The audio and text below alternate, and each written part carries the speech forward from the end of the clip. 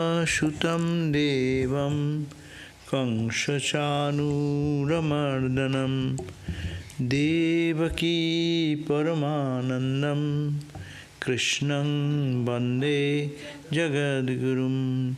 Om Shanti Shanti Shanti. Our salutation to Bhagavan Sri Krishna, the son of Vasudeva, the destroyer of the demons, Kangsha and Chanura, the lovely darling of Mother Devaki, and the teacher of teachers of the world. Om, peace, peace, peace. So we will be reading today on the chapter 7. It starts here. Here we will be listening that what is, Vidura is putting the question, and what the sage is talking, whose name is Maitreya, is responding to the questions. Very interestingly, the first verse says that is how the divine Maya is playing in the universe, how that unchangeable absolute Brahman can become this universe and play in this world, how infinite can be finite, these eternal questions. So he put these questions here. So, Sri Shuka Uvacha, Shukadev said, what he said? Shukadev is asking this, responding to the king Parikshit. And that story comes, he remembering the story of Vidura, and Vidura talking to Shukadev, and then Vidura is referring, Vidura also referring another story of Maitreya. So story within story within story. That is the uniqueness of this Bhagavat. So the very first verse says, chapter 7, Skanda 3, verse 1. As if to please Maitreya, who concluded with the above remark. What was the above remark? The above remark is that the mysterious power of Maya, of the Lord, stupefies the mind of even the greatest yogis. The extent of the power of his yoga Maya cannot be determined even by himself, God himself. How then could others do? So that was the connection in the last chapter 6, that the mysterious power of Maya, of the Lord, Lord's power, stupefies the mind or mind of an ordinary person, even the greatest yogis. Greatest yogis are also bewildered by seeing this Maya. So what the question of any ordinary people? The extent of power of his yoga Maya, how much it can be, and what it can create, what it can destroy, what it can appear, it is beyond the comprehension of ordinary human being. So even yogis cannot measure that what the question of ordinary people like ordinary human being. Therefore, salutations to the Lord from whom the words along with the mind fall back. That God who is Satchidananda, who is beyond mana and buddhi, avang manasa gocharam, jato aprapyo niyavartante vachasya manasa saho, where the speech cannot reach, and the jato aprapyo na avartanto vachasya manasa, mind cannot reach. From that truth, say that is the truth of the Brahman. Salutation to that Brahman, from whom words along with the mind fall back, unable to comprehend. When even the gods, deities presiding over the categories cannot understand. We are ordinary people. The gods who are controlling our all sense organs, hand, God of eyes, God of ear. So everything there are different gods and goddesses. If they cannot comprehend what we ordinary people can understand about it. So in that response, it is coming over here.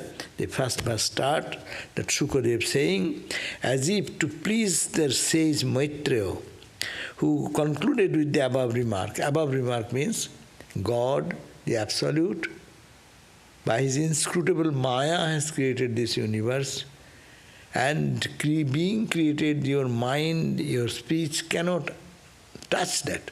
How much you want to express, you cannot express that. How much your mind can think of infinity, your mind cannot reach there. So, that's why it is said, the Vidura, the offspring of Vyaso, said the following verses. What he said, Vidura said, O great sage, who is the sage? Maitreya is the name of the sage.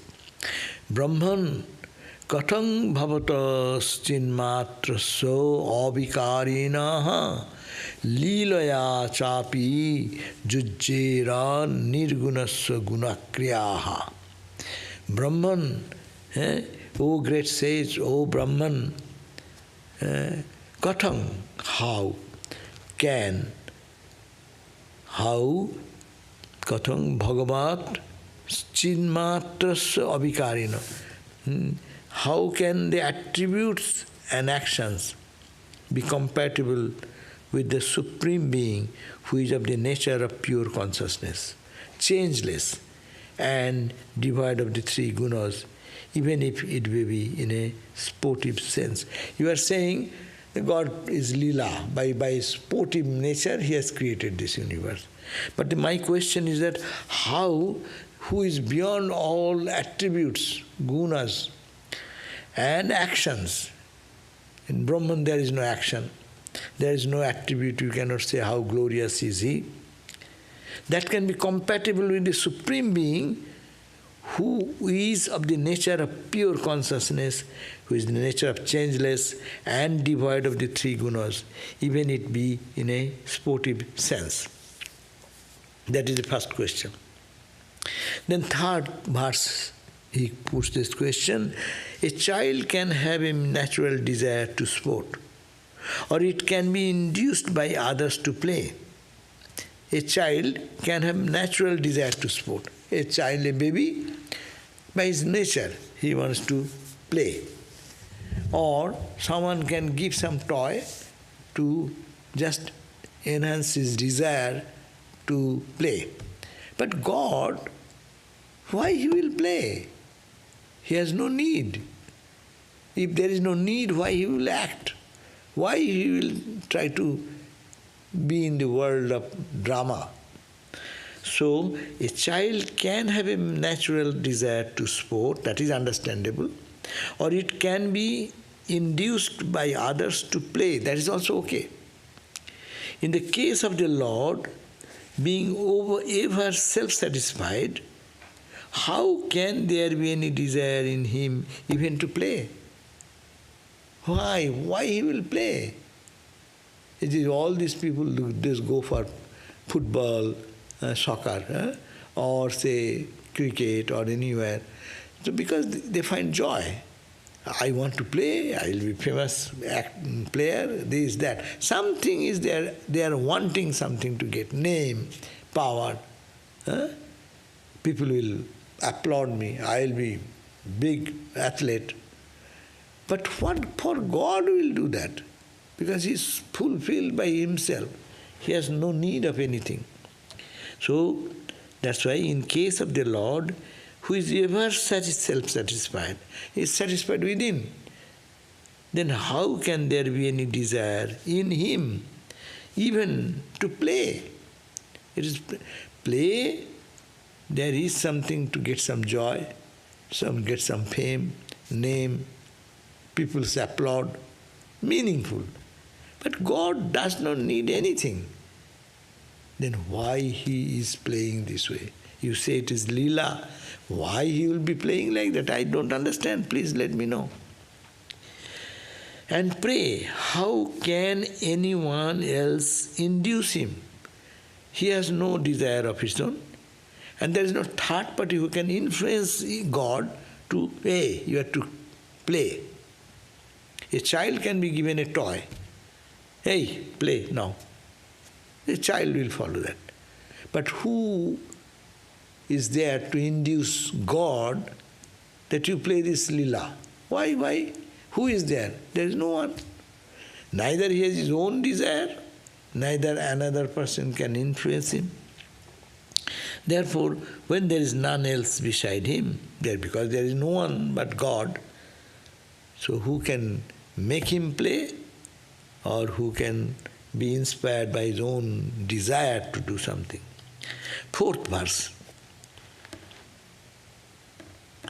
Let it be that the Lord creates the world by his power of Maya, constituted of three gunas. Okay, let us assume that the Lord has created the world by his power of Maya, and the Maya means the three gunas, and that by it alone he sustains and dissolves it afterwards. Understand that he is doing this with the three gunas, and then with that power he is sustaining the universe, dissolving the universe, all this. The spirit which is of the nature of unerasable consciousness, but God is what? Brahman is what? The spirit, capital spirit, which is of the nature of unerasable consciousness. That means he is a consciousness which cannot be erased. Erased means you write something in the pencil and then you erase it. Consciousness is here, you cannot remove the consciousness. There is nothing which can erase the consciousness of the world. God remembering, residing at the back of this whole creation as erasable, unerasable. That means you cannot wipe out consciousnesses anyway. Unerasable space, time and internal conditions. How can that truth he fall into ignorance? Tell me. Where consciousness, there is no other force to destroy the consciousness. Satchidananda, Brahman. So if there is no such person to erase that consciousness and erase this space-time and internal conditions, then how he, the Lord, can fall into an ignorance? Maya. Why he will be falling in ignorance? Why he will be planning to play? What is the desire? Where it is coming from? Why he will be expecting like that? It is the Bhagavan 6th verse. It is the Bhagavan alone who abides in all bodies as the Jiva, the living spirit. So in all beings, who is here? It's called the God, the Lord, the Bhagavan. How can he, the big God, be subject to loss of bliss and to suffering due to work? And you see, we are all gods, but then we are always subject to the loss of bliss. We have lost our joy, lost our peace inside, and to suffering due to work. We work and we suffer. How can it be that? Because God is all joy, God is all peace, God is all consciousness. Therefore, 7th verse, O learned one, Vidura is saying that to Maitreya, the sage Maitreya. O Lord, learned one, you are very greatly illumined person, learned person. My mind is agitated by this problem of ajnana. I am in ignorance, therefore my mind is getting disturbed to think that God who is all pure, God who has no need, God who has nothing to do with the playing, he is playing. Why he is playing? And what is the need of his play? Who is forcing him to play? And he has no desire to play. So why this creation is coming? So this is puzzling me. You are the sage of realization. You please tell me what to do. O learned one, my mind is agitated by the problem of ajnana, deign to eradicate this great doubt of mine. Sri Shuka said, now the Sukadev again saying, being thus questioned by Vidura, now go back to Parikshit and the king and the Sukadeva. Being thus questioned by Vidura, the inquirer after truth, the sage Maitreya, who was totally devoid of pride, said. So the Maitreya then responded, put this reply. What he said? Remembering God in his mind, it is not, he has no ego. That's why he prayed to mind, pray, and remembering God, then, and wearing a smile on his face, Maitreya said. Maitreya then responded to the question of Vidura, where Vidura said that this infinite God, who is full of consciousness, who has no need, who has nothing to gain, nothing to lose, why he will be playing in this world of Maya, Thakur said it is Leela. So why Leela? Leela is done by people who get joy in playing that Leela. All the theatrical performance, the actors, actresses go.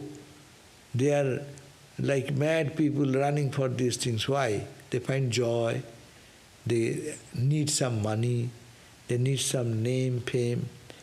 I understand, that may be the reason. But why?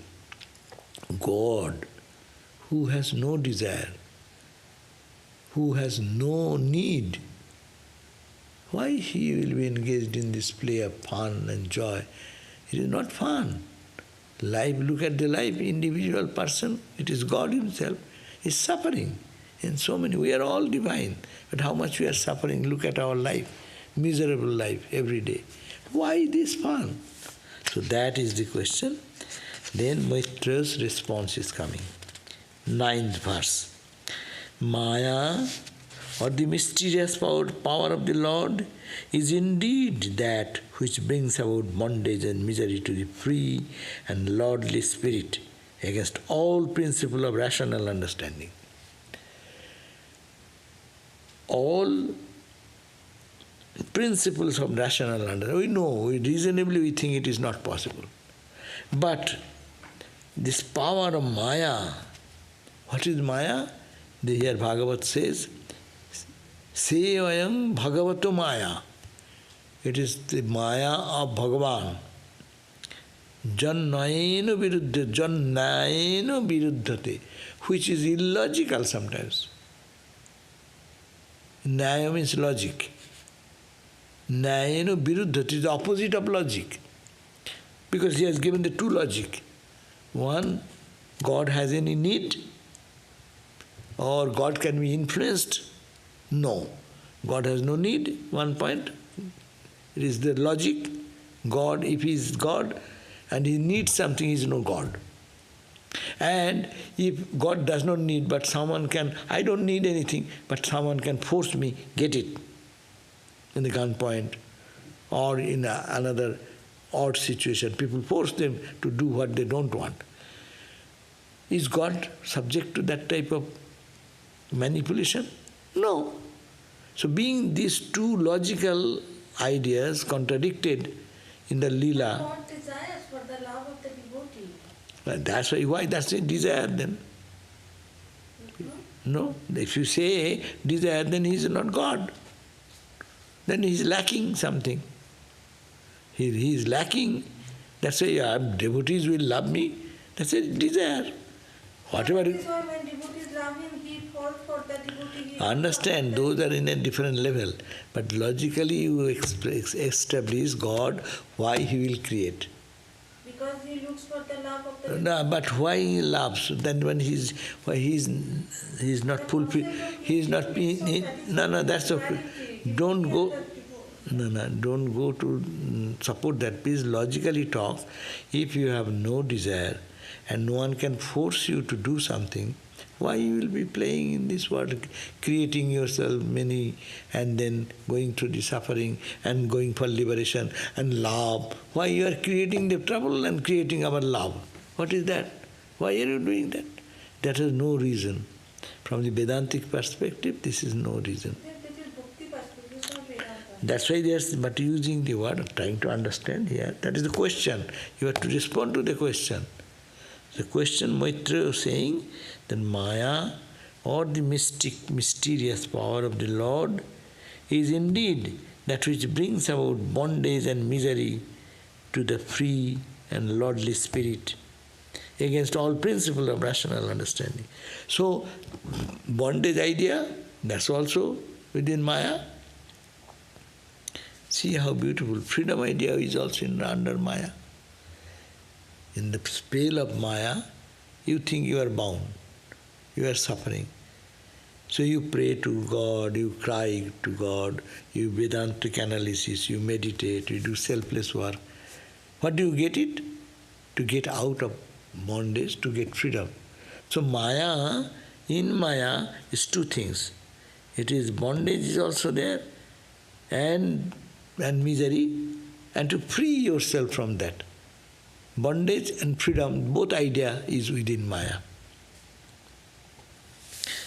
So, just as a dream person, giving an example, just as a dream person can have irrational experience of his own head being cut off, the Atman can experience a change of his nature without that change being factual.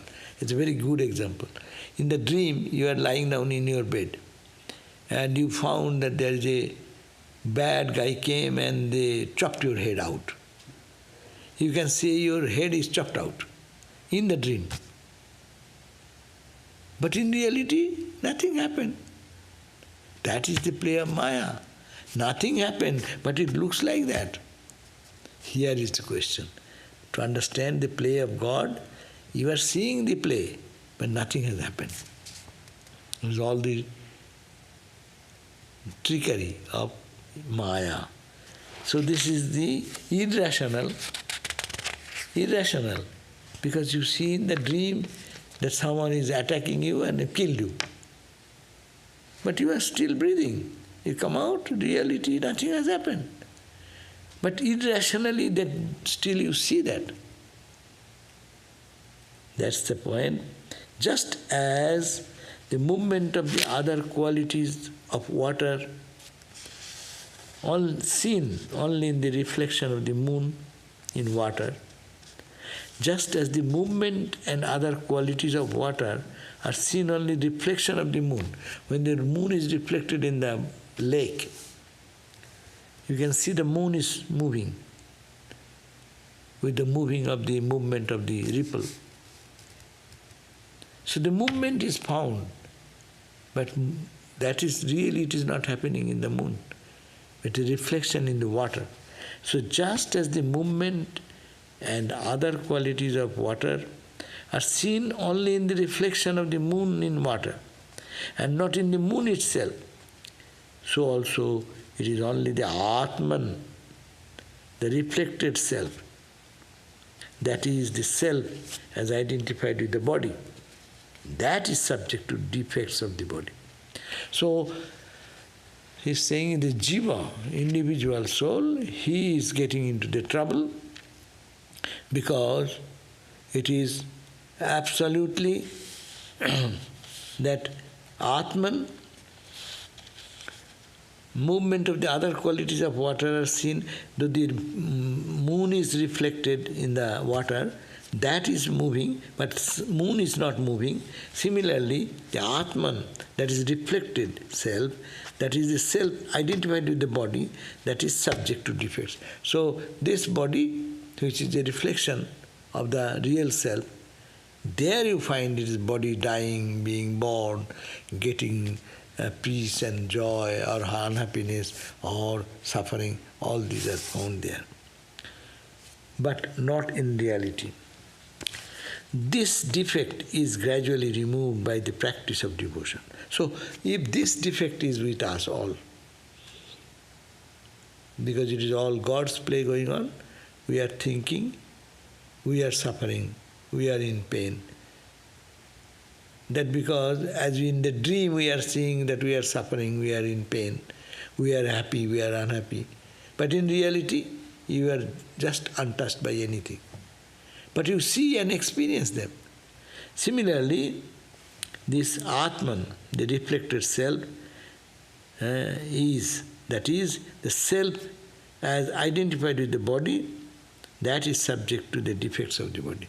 So this is the defects of the body. This body's defect is seem to be real, but it is real body, real Atman is untouched. This defect is gradually removed. Now how the defects can be removed? He says this defect can be removed gradually. How? By the practice of devotion. You do practice of devotion, and by the dedication of all of one's action to God, and by the grace of Vasudeva, the soul of all souls. So how to get out of this? 3 paths he has mentioned. The defect is gradually, it will not go away, because this misconception has grown for a long time. So by defect gradually removed, by practice of devotion. If everyone prays to God, cries before God, and surrenders to God, by dedication of all one action, all the karma is given up. Come, sit. So the defect is gradually removed by the practice of devotion, by the dedication of all one's action to God. Nishkama karma. You do all karma and then offer that all karma at the feet of the Lord. So by meditation, by prayer, by karma. See, Bhagavatam also talks about the harmony of all the spiritual practices, yoga, 4 yogas. So the defect, that defect which makes the idea that this is born and this is going to suffering and pleasure and pain, can be removed by this process. That the defect is gradually removed, point 1, by practice of devotion, that is 1, by dedication of all one's action to God, nishkama karma, and by the grace of the Lord, the soul of all souls. You may try how much, but your effort is not sufficient. God's grace is necessary. God's grace will release the person from all bondage. When the powers of the mind and body get concentrated and absorbed in the Supreme Being, Sri Hari, who is the seer in all bodies, then all miseries felt hitherto by one will cease as if in deep sleep. No? They are giving, we are suffering, we are in difficulties. But when the powers of the mind and body gets concentrated and absorbed in Supreme Being, body is body. When the mind is withdrawn from the body and the mind is put in the concentrated focus in God and God alone, as the yogis are doing, as the meditators are trying to do, withdrawing the mind from all external and putting the mind in God only. If they can do, who is the seer and who is that God on which you put your mind? He is the seer, indweller, drashta in everyone's heart. God is the witness in the heart of all. We say that whatever you do, you can hide from other people, but you cannot hide from God. God is seated there and observing everything. You cannot hide anything from Him. So that is His consciousness residing in the heart. If one is fortunate person, can withdraw all his mental disturbances and focus it and put it into that Lord who is inside, God, then what will happen? Then all miseries which are feeling every day in life, all miseries felt hitherto by one will cease. Well, how it will cease? Well, as you experience every day. When you go to deep sleep, what happens? All your miseries, all your sufferings, all your anxieties, where do they go? They disappear from you. As it happens every day, by meditation you can do that. That's why you become a yogi. That's why you become a master. People experience this every day when they go to deep sleep. That's why people have great anxiety. They take sometimes some pill to have a good sleep. They take some so that they can sleep. When you go to sleep, then your mind is absent. And because mind goes to sleep, the world goes to sleep. There is no world. There is no anxiety. There is no fear. There is no death. There is no suffering. That's why everyone finds so much joy in the deep sleep. A cat, a dog, an animal, a human, a subhuman. Everyone finds great joy because that is the time when mind not being there, the worldly all disturbances are gone from the mind. Even the hearing of the excellences of Sri Hari is capable of assuaging the miseries of life. If we listen to the holy stories of the life of the Lord, say Krishna, Krishna Katha, Hari Katha, Ram Katha, when you Sant Katha, when you listen to those things, what will happen? It will spontaneously purify the mind. Mind will go into that state where misery will not start. To listen to in India, here we are only 4 people, but there you go, 10,000 people sitting in a Harikatha. Huge gathering. Oh, when you are talking about, they are talking about the Lord's glories, people forget their home, forget their business, forget their anxieties, worries, everything is gone.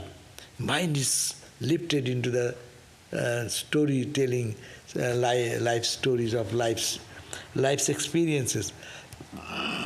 So that is the way to withdraw the mind from external, and you can really raise by Harikatha. And the listening to the glories of the Lord, one can really reach that point. That's why even the hearing of the excellence of Sri Hari is capable of assuaging the miseries of life.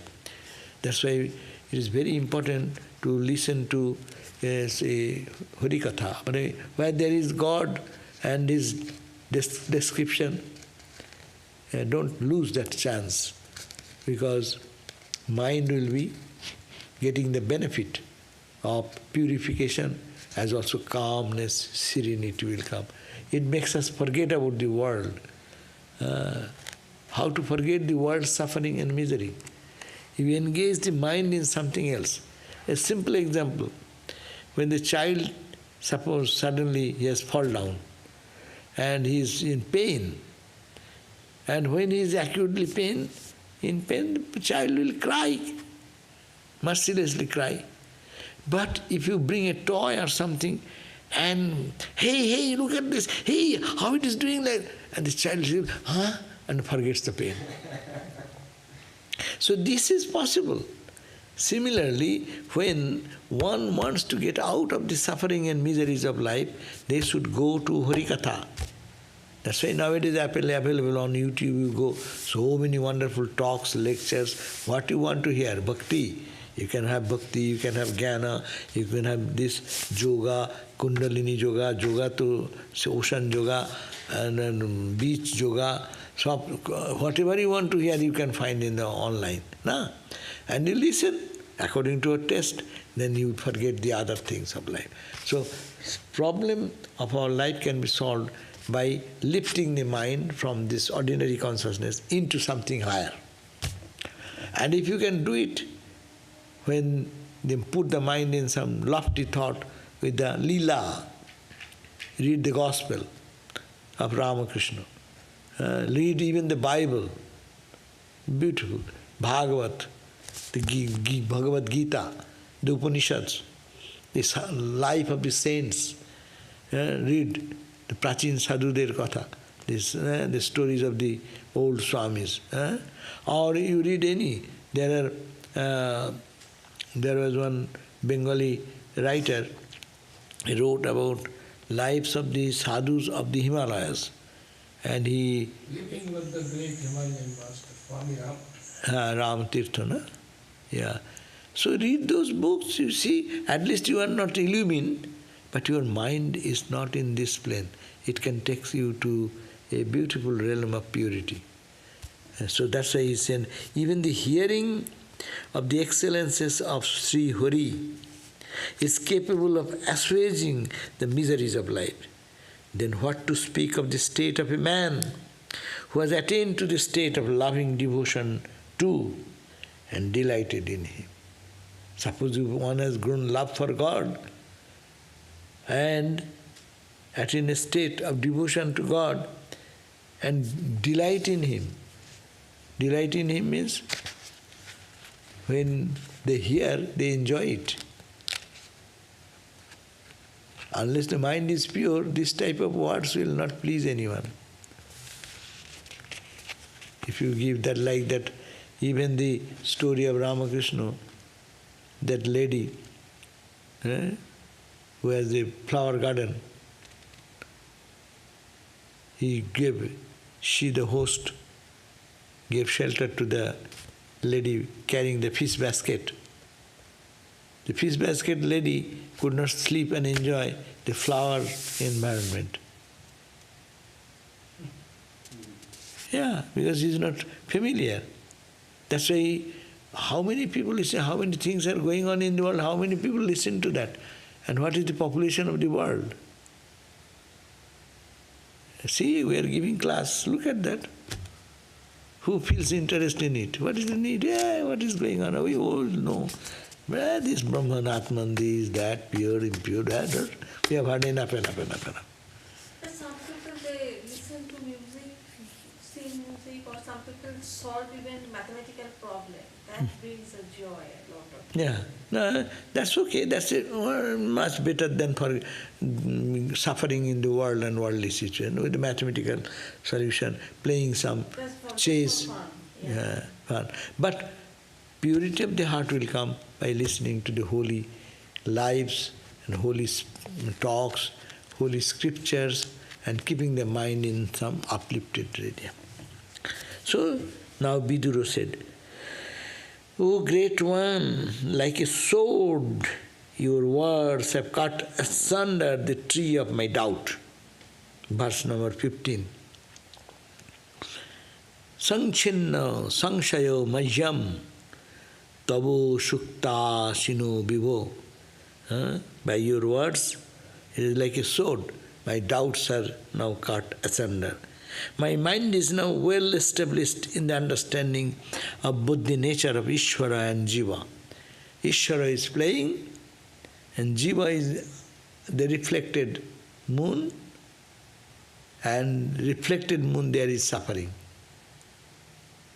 If the water gets violent, then this moon which is reflected, it splits into pieces.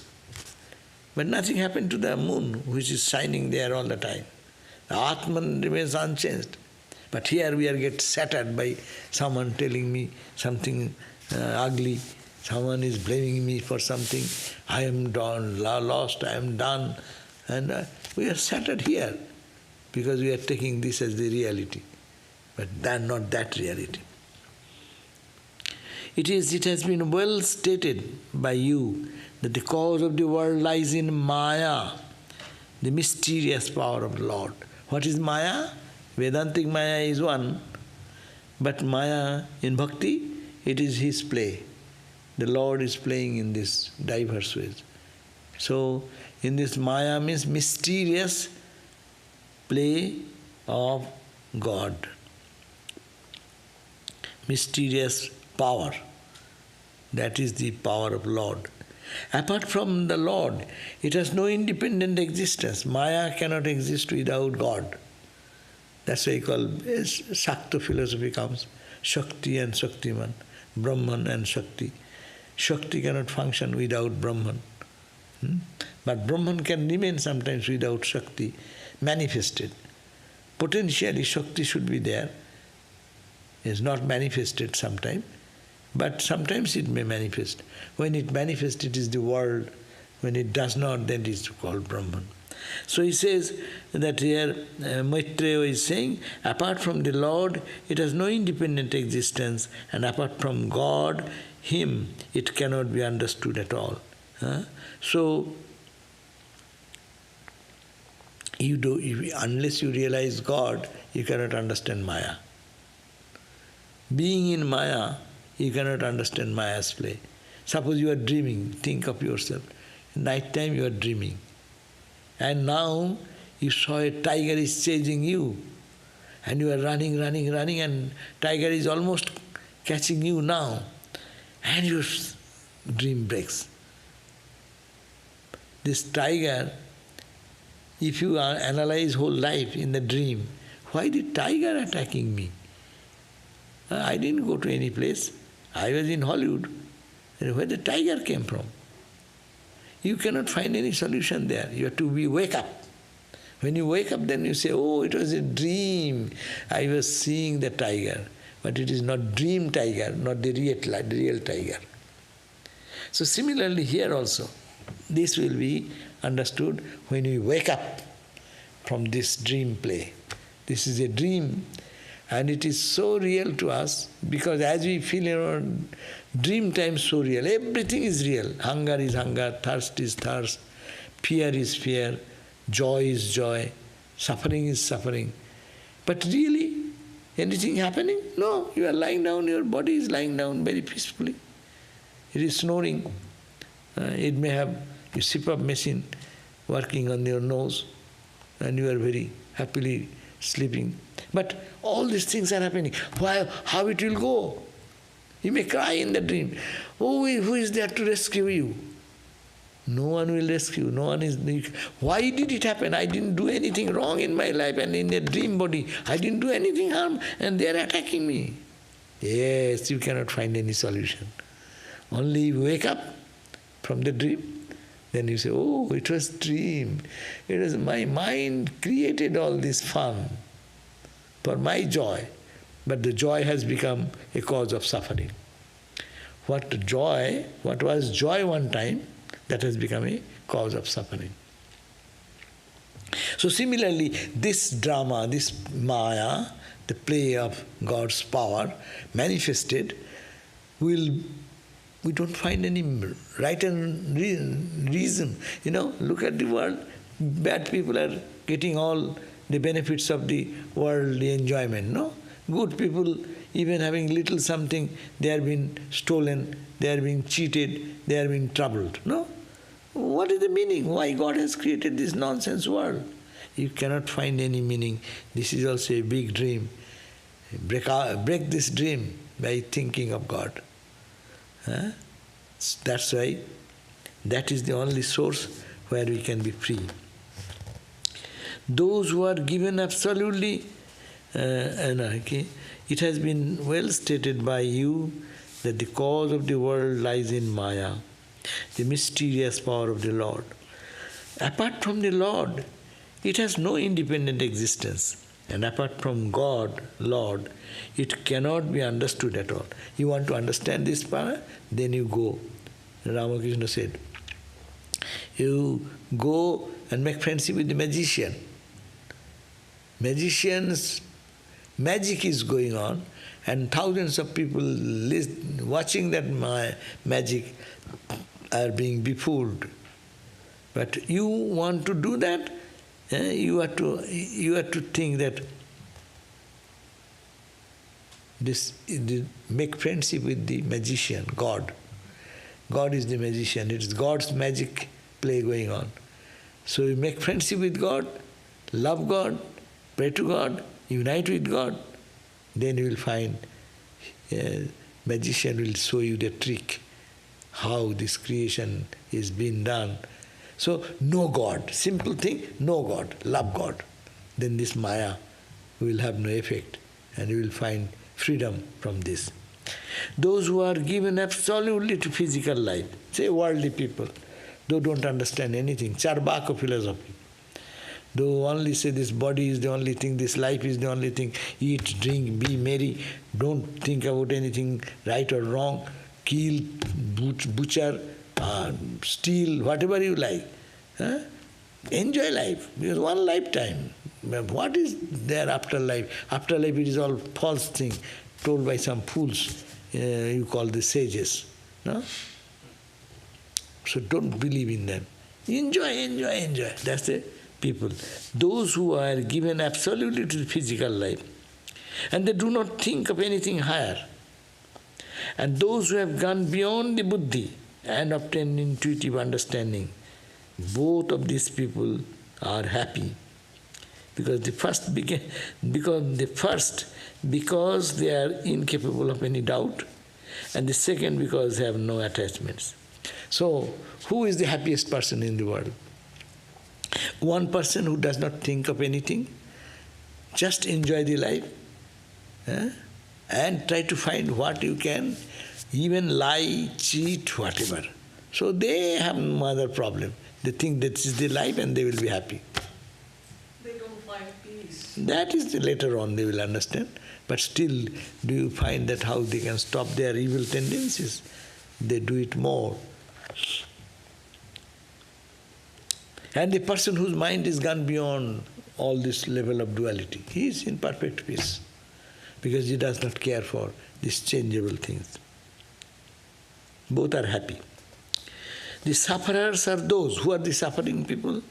An idiot cannot understand, a stone cannot understand suffering, or a piece of wood cannot understand suffering, and a Brahmajnani cannot understand suffering. But trouble is for us who are in between. Not attain that illumination, not we are like that idiot, like stone and rocks, and enjoy the life. Only this is the only life, and be into it. There is nothing after death. The sufferers are those who stand in between the extremes. So, jascha mudhatamo loke, those who are simple language, jara jagati mudha, boka. All those who are mudha, tamo, worst of the mudha, dullest of the dull in the world, jascha buddhe parangataha, those who have crossed buddhi paraha, beyond your intellect. All analysis, and analysis you do, and you cannot reach that. It is so big, your mind cannot catch it.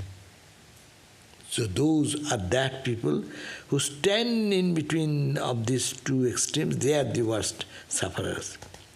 Though objects contrary to the Atman are experienced, we shall discern their hollowness through discrimination, and with the help of your worship, and thus renounce them completely.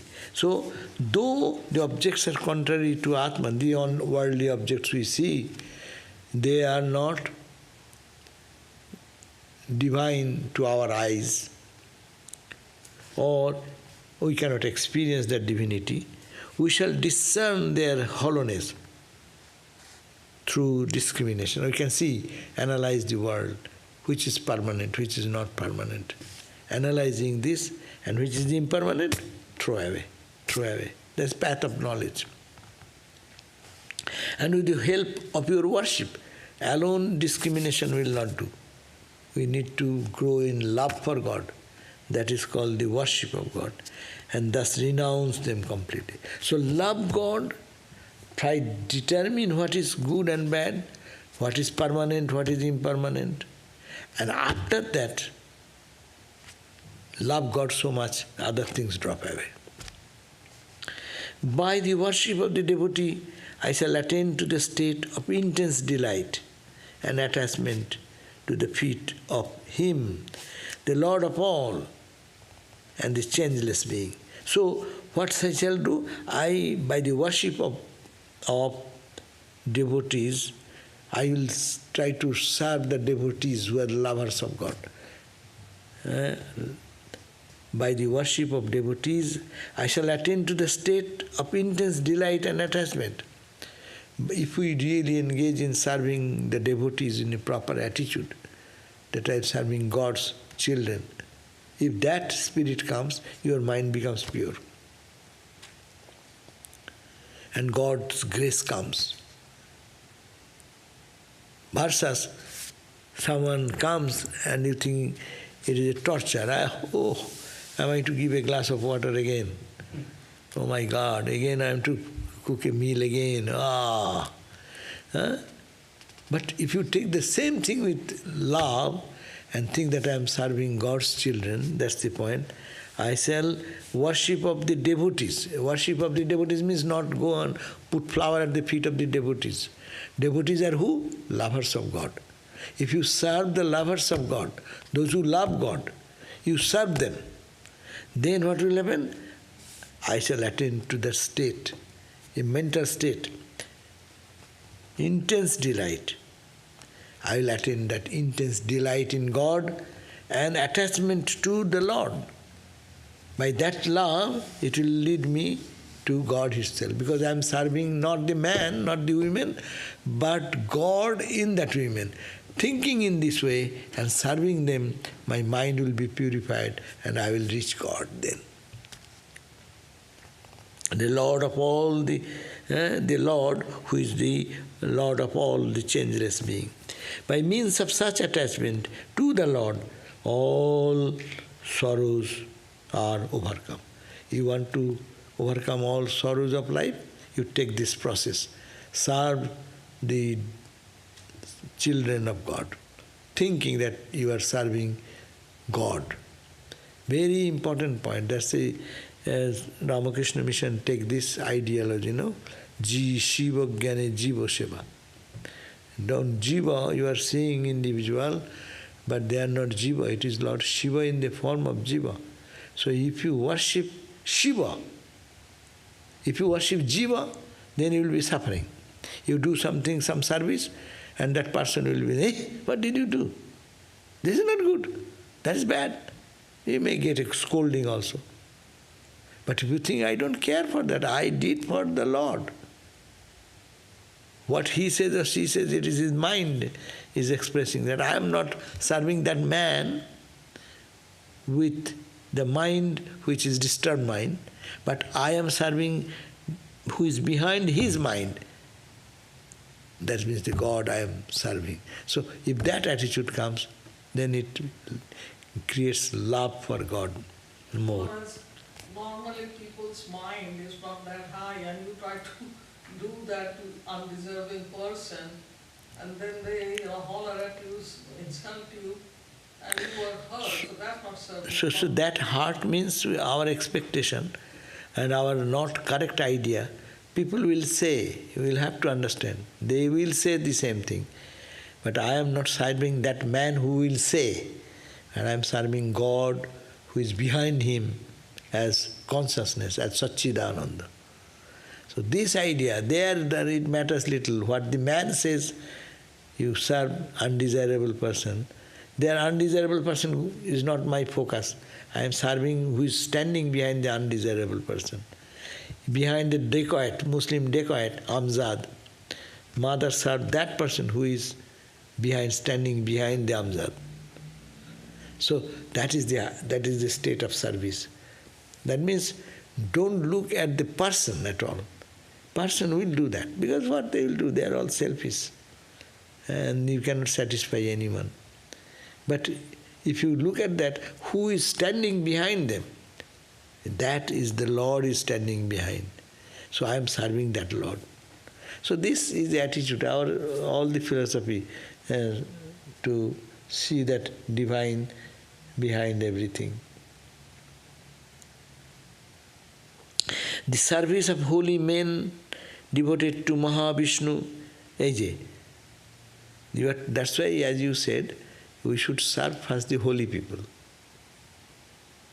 who are worshipping God, lovers of God. First serve them. They are good people, they will bless you. But don't go to the dacoit. Don't go to the person who is evil character. That will come, maturity will come much later. Swami Vivekananda said, when as a young man, I could not walk on the same sidewalk or footpath where there is a theatrical hall. What the question of, see the level of purity. And he says, now I can sleep in the same house with the fallen ladies without least reaction in my mind. Because she has raised into such a concept, there is nothing but God. And in Vivekananda's life, those are proven.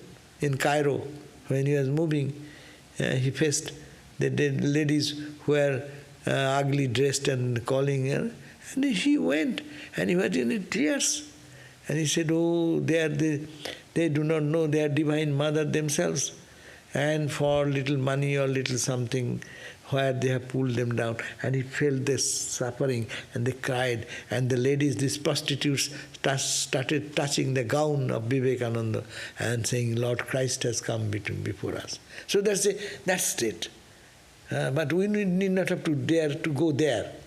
You start here, where there are good people, who are honest people, who are lovers of God, serve them. And with this idea, I am serving not these people, but they are the bhakta. There is a word, bhakta nam api je bhakta. Bhakta nam api je bhakta. Those who are the bhakta, devotee of the bhaktas. That is, I am offering that Lord. So that should be the starting point. Maharaj, that shows that everybody can learn from everybody. Even a person like Vivekananda got that lesson from a singing girl. Yeah. Not that they are always tuned, but sometimes they forget. Even they are forgetful. The service of holy men devoted to Mahavishnu is indeed difficult to get from those devoid of great austerities to the credit. The service of holy men who are devoted to Mahavishnu is indeed difficult to get. Such devotees, to find such holy people, it is only comes in life who have good karmas. They have done much austerity, tapas, in the last life. So it says, Durapa hi alpa tapasaha seva vaikuntha vartmasev jatra upogiyate nittam deva devo janardana. It is only the company of such holy men that you hear constantly about the Lord and His excellence. So only by listening to God and His glories continuously, one person can be made free from all this ignorance and bondage. So we end here, and we'll read the verse number 21 next time. Chapter 7, 3.7.21 we'll read. We have done up to 20, 1 to 20. Om Shanti Shanti Shanti Harihi Om Tat Sat Sri Ram Krishna Arpanamastu.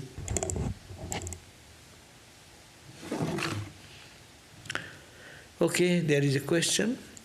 How do we know the love and joy we feel while worshipping and learning about God is not mere worldly, subtle body type emotions, or the positive emotions we feel while worshipping Maya? How do we know the love and joy we feel while worshipping and learning about God is not mere worldly, subtle body type of emotion? Yes, all emotions are subtle body. No? Emotions in the mind. Emotion does not happen in the body, or in the nose, or in the throat, or the ear. No, all emotions are in the mental level. Yes, we know when genuine emotion comes, then your mind will be soothed, your tears will be rolling down this way. Tears coming this way versus this way has a meaning. It is called this. When we cry for worldly things, your tears comes to the nose side. And when tears come to this side, you are growing spirituality. Your love for God is developing. So when you learn, learning about God is not merely worldly.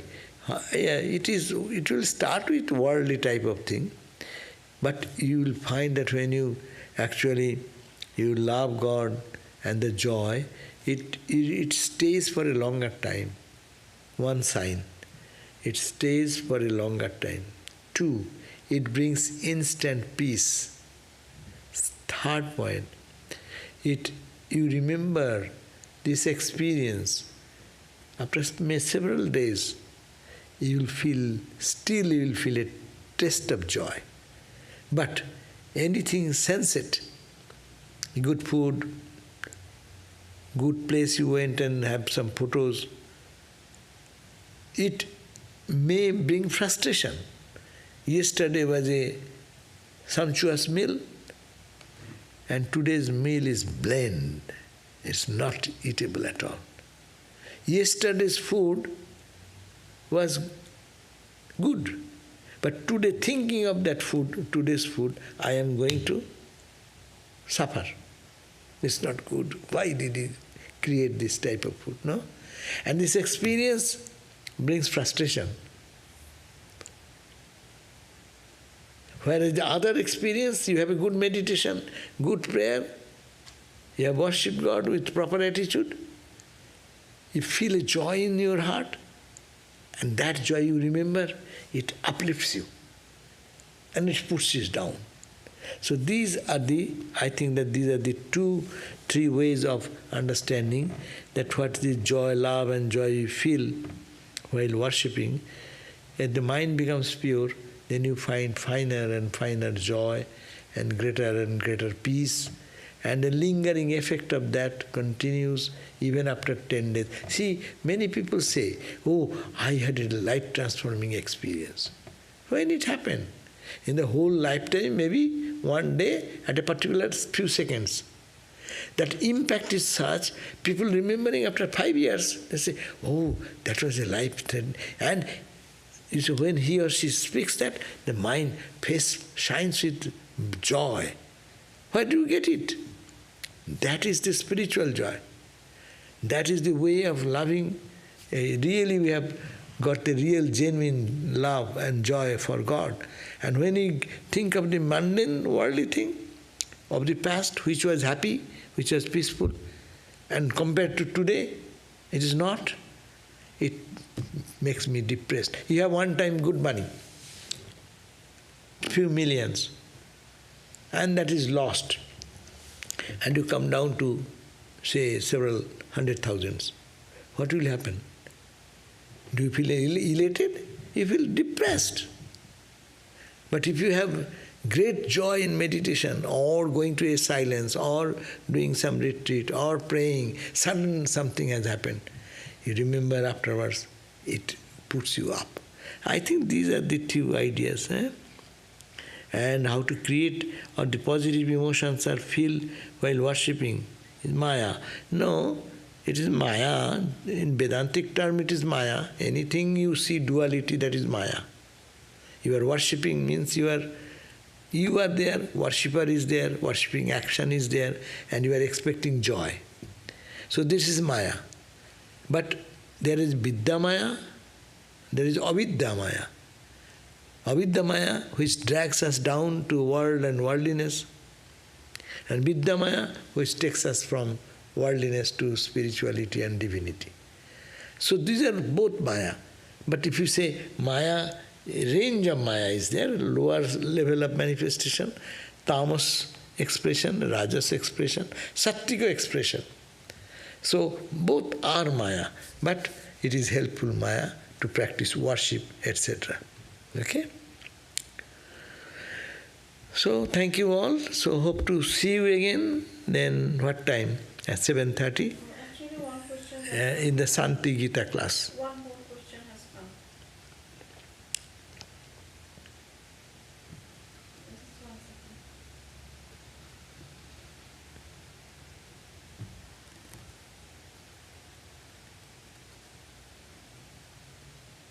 Kyolo. 1 second. I'm just making the format bigger. So another question is there, okay. Anyone from here, any question? Yeah. I have a very good question. That is, this kind of personal, I don't mind. What is, basically, I frankly don't have anything. Nothing. No education, no money, no nothing. Yet I'm not afraid. Huh? Yet I'm not afraid that what's going to happen to me, who will take care of me. The thought never occurs. I kind of somehow feel secure. Yet I have nothing. Secured. That because that's a good idea. You feel secured because security idea comes from internal conviction that somebody is taking care of me. Nobody is taking care of me. Now, internal conviction comes, somebody means here God. Security comes from where? If anything happens, my son will look after. If anything happens, monetarily he will support me. If anything happens, that. But when you depend on God, and you are convinced that some God is there to take care of me, you don't care who will take care of your son is coming or husband is coming or a friend is coming or not coming. I don't care. I know only God will take care. So you become free. Then you become freedom, of course. Yes. So another question. In lives of the great bhaktas, we see that even after reaching God, they feel the need to practice bhakti. Then is it safe to say that in the practice of bhakti they get more bliss than in even reaching God? Yes, you know what happens? In lives of great bhaktas, we see that even after reaching God, they feel the need to practice bhakti. Meaning what? If you find taste in God, what will you do? You will always try to engage yourself in that bliss. So that will be, and you do every day. What happens? And look at our life. Every day you create a taste for anything. Third day, fourth day, fifth day, you don't want it, but your inner urge will be there to have that taste. So if you really practice spiritual discipline and prayer, and you find little joy and you get inclination, that joy and inclination will force you as a samskara, as in a worldly sense, in a spiritual life also same. Moreover, what they will live with, a bhakta, Thakur Ramakrishna, after attaining that state of perfection and everything, what he is doing? Oh, because I have realized God, it is like that. I have got my PhD degree in chemistry or physics or something. I don't talk about physics anymore, no? Or I'll find more interest in physics because I have generated my tendency and taste for that thing so much, I find delight in it because I am penetrating into the depth of it. A bhakta finds, by loving God, finds tremendous peace and joy. And that joy and peace takes them to inner life more and more peace and more joy and more. And as it goes on more and more and more, then what happens? Their samskara, new samskara is created. And as a result, they will not find joy in any other thing but thinking of God. We have seen meditators, those who do good meditation. Swami Vivekananda, he left to himself, he will be only sitting for meditation. But other things come and disturb. Suppose you will find that someday your mood is very good, you are meditating, and some work comes. How do you feel? Again I have to get out of this and go to do work. No? That means that is a good moment in your life that you have a tendency have come for God and you find inner joy. All our joys are dependent joys. With food, with object of senses. But that is trifling though, but still it has its attraction. But when the joy goes due to their meditation or absorption in the Lord who is within, that is a different thing. That is a different thing, that peace comes more. And when you get a little taste of that peace, you will be dragged into it. Ramakrishna said it is a magic mountain, a magnet mountain. The ship goes by, it will be attracted to that. And all the nuts and bolts will be loosened. That means you cannot think, I will do this. That freedom will go away. So that we find in Ramakrishna's life. So it is safe to say, in the practice of bhakti, get more bliss. Because as they practice this, they go to a state when the mind will be attracted to God, and they don't like anything then. As it happens, no, human love, when what you call the romantic love, when they start with romantic love, you see someone wants to talk to them, they feel irritated. Why are you coming over here now? A phone call comes, that becomes an irritation. Any person, it is the experience, worldly experience. So if it happens with God also, think that how intense will be that irritation. They don't want. Ramakrishna said, Mother, my ears are now getting burned by listening to the worldly talks. Please send someone to whom I can talk freely. So that is the inner urge will come that way. Okay? Om Shanti, Shanti, Shanti. Peace, peace, peace. We'll see you in 7:30.